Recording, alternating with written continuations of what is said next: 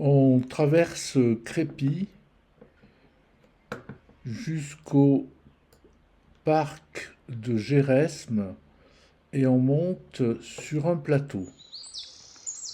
La randonnée commence ici.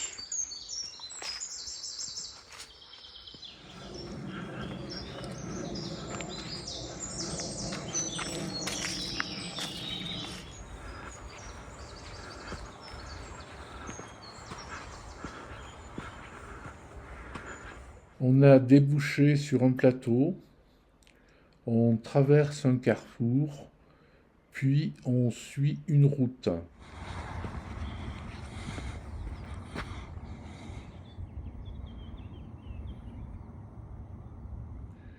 Puis une piste qui parcourt le plateau plein nord.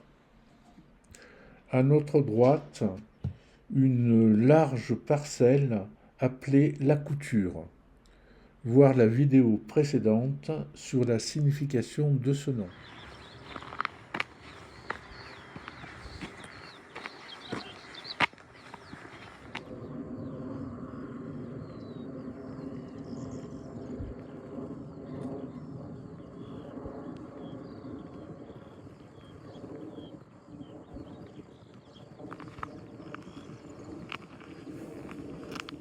On continue vers le nord, on croise une route, puis on bifurque sur la droite pour descendre sur Morcourt.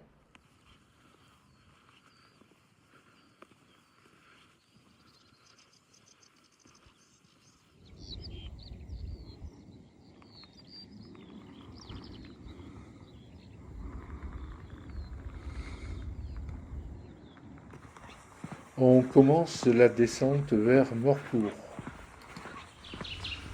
On continue la descente vers Morcourt. On rentre dans un sous-bois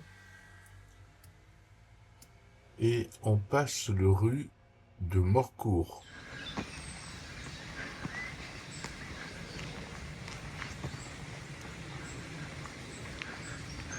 Passé le rue, on arrive à Morcourt, dont on évite le centre, et on continue vers le nord, à travers un sous-bois.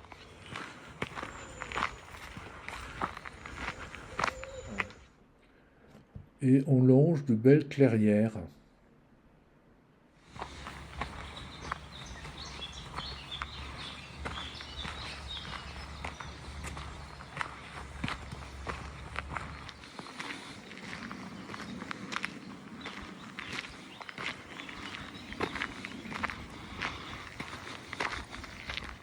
On arrive au moulin de Morcourt, où il semble qu'il n'y ait plus de vestiges d'un ancien moulin, mais il reste une belle demeure, un joli étang et un petit enclos avec un cheval.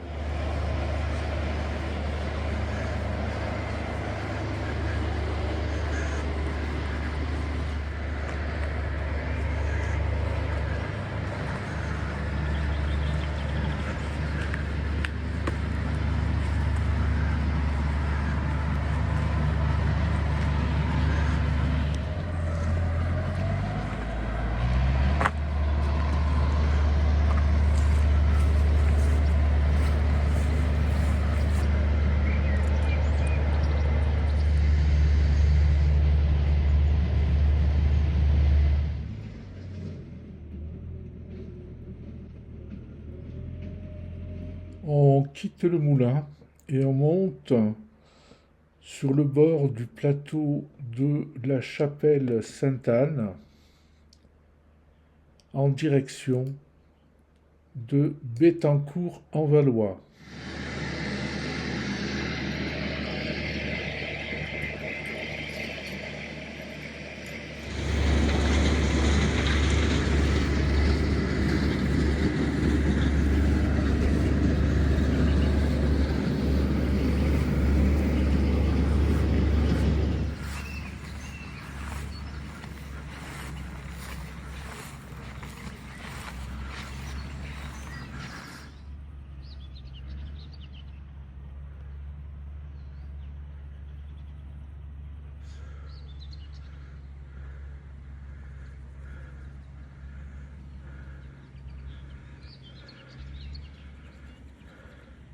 On a terminé la montée et on longe le bord du plateau.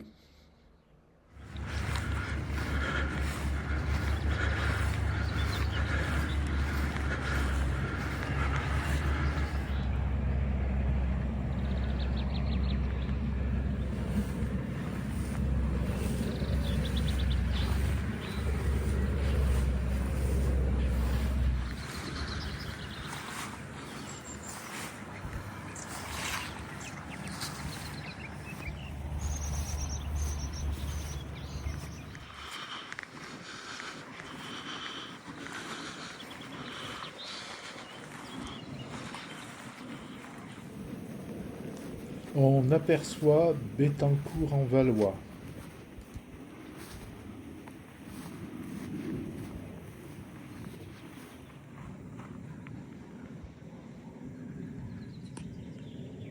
On passe devant un émouvant calvaire.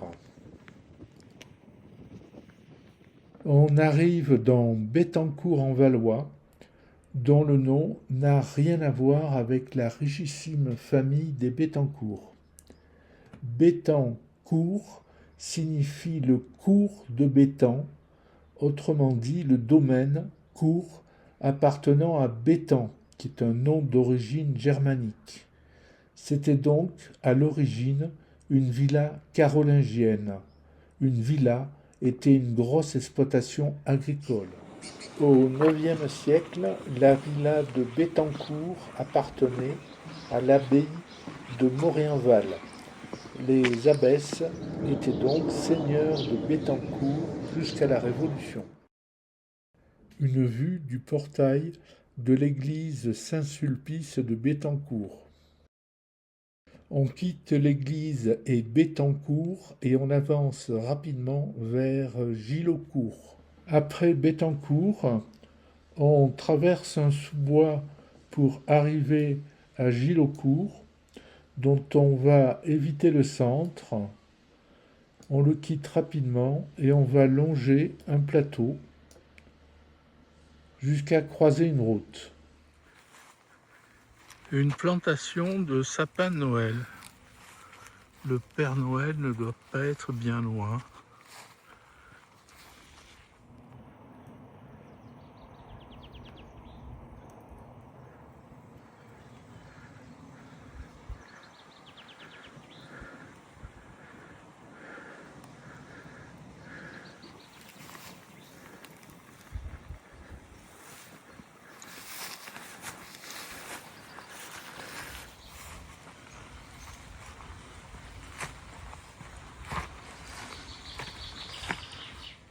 Après la route, on arrive à Ourouy par un sous-bois.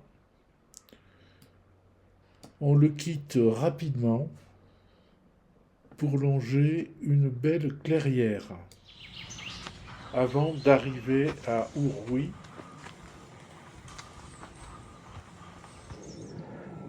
la clairière après Ourouy.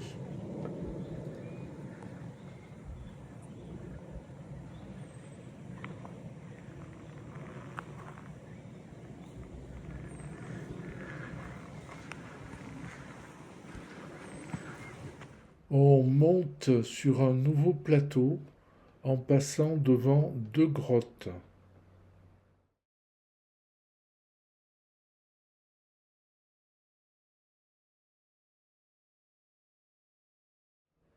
On atteint le plateau et on progresse sur le GR jusqu'à atteindre les ruines gallo-romaines de Chanlieu.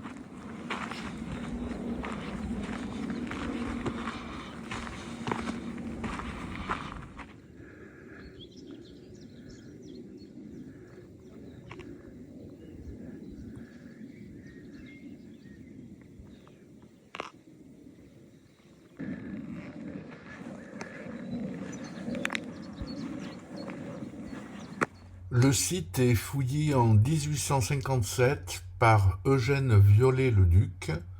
On y découvre un temple, un théâtre et des thermes, l'ensemble datant du 1er siècle avant Jésus-Christ jusqu'au 4e siècle après Jésus-Christ. Voici le plan, les thermes, le théâtre et le temple, la route actuelle passant à peu près au niveau de l'ancienne voie romaine.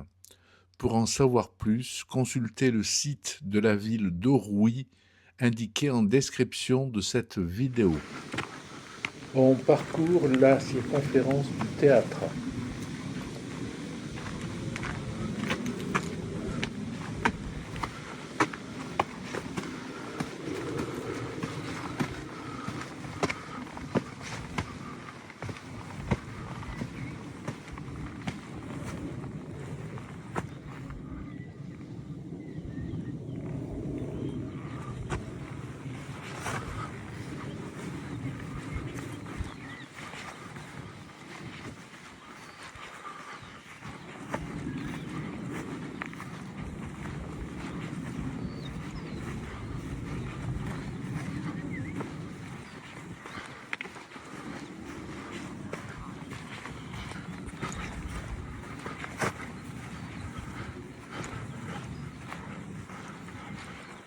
Devant nous, les restes des thermes.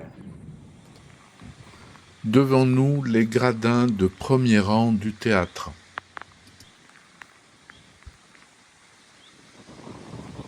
On quitte le site et on avance sur la route jusqu'à la chapelle romane de Chanlieu.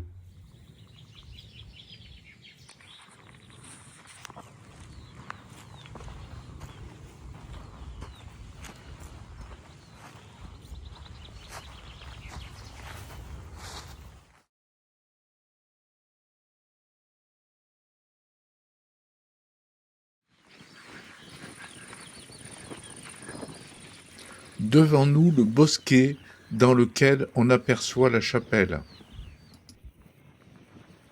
On approche de la chapelle.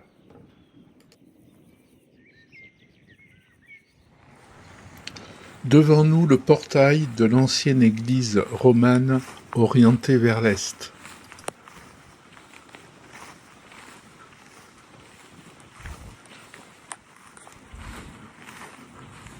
On entre dans ce qui reste de la nef.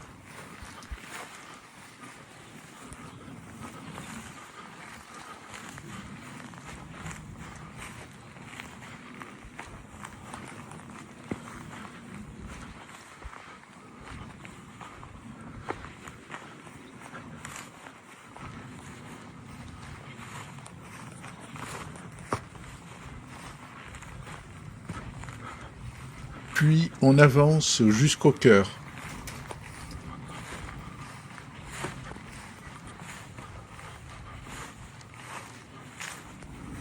Enfin, on sort par le portail nord du transept. On est à l'extérieur du chœur avec vue sur la nef jusqu'au portail d'entrée. On contourne l'église jusqu'au transept sud.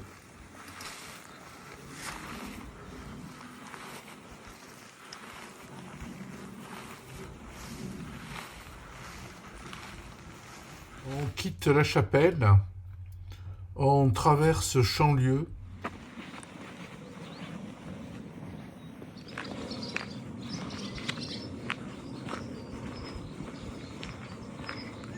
Et on descend du plateau à travers un étroit talweg, le Troubidé,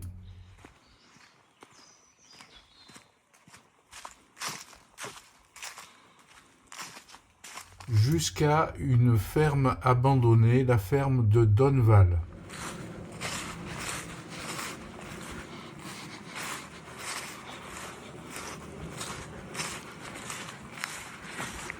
Une fois passé la ferme de Donneval, on descend l'étroite vallée jusqu'au château de la Motte.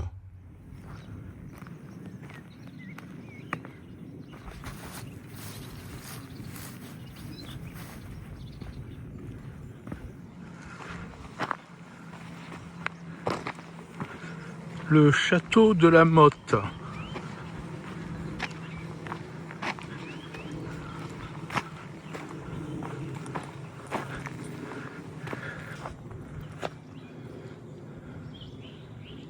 Après le château de la Motte, on longe la vallée de l'Autonne, ce cours d'eau, en direction d'Ourouy, que l'on a traversé pour monter sur le plateau que l'on vient de quitter.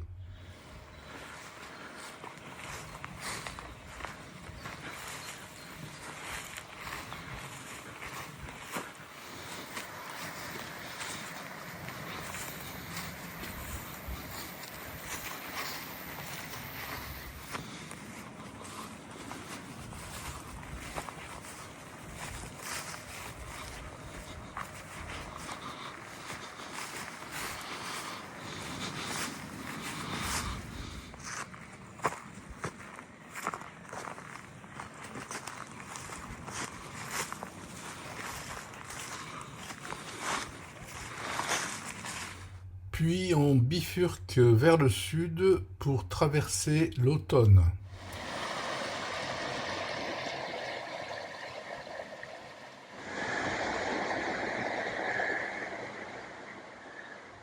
Après avoir traversé l'Autonne, on monte à travers un bois sur le plateau qui se situe au sud de la vallée de l'Autonne.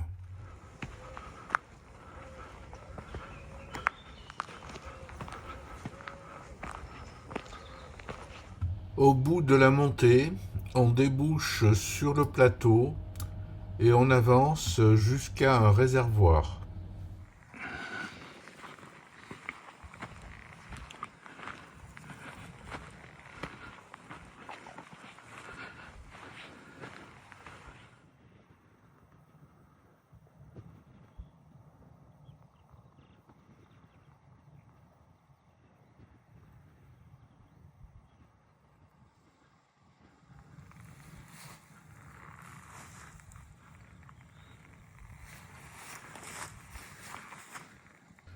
On avance vers un gros réservoir.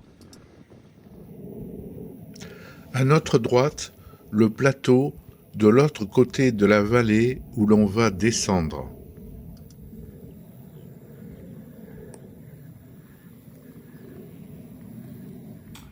Puis, à partir du réservoir, on descend doucement le plateau jusqu'en bordure de la ville de Glaigne.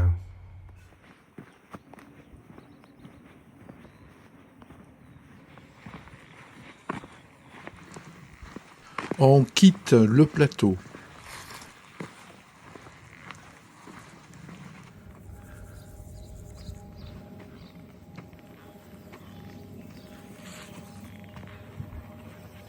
On arrive à Glaigne. Arrivé à Glaigne, on la longe jusqu'à Magneval.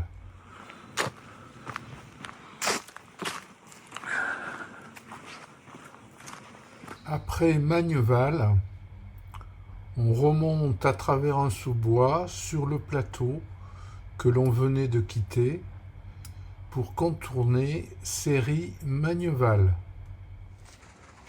On remonte sur le plateau. On arrive sur le plateau, juste en face, la remise de la Couture. La Couture étant un toponyme dont on connaît désormais le sens, voir la vidéo précédente. Sur cette pièce de la remise de la Couture est un champ de lin dont tous les brins ont été coupés et sèchent, couchés au soleil.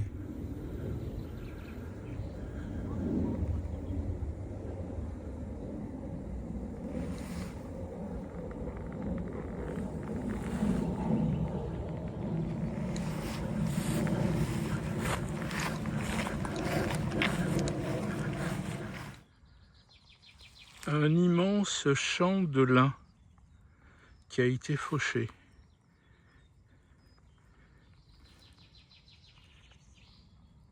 Après la remise de la couture, on continue tout droit sur le plateau en direction de Crépy.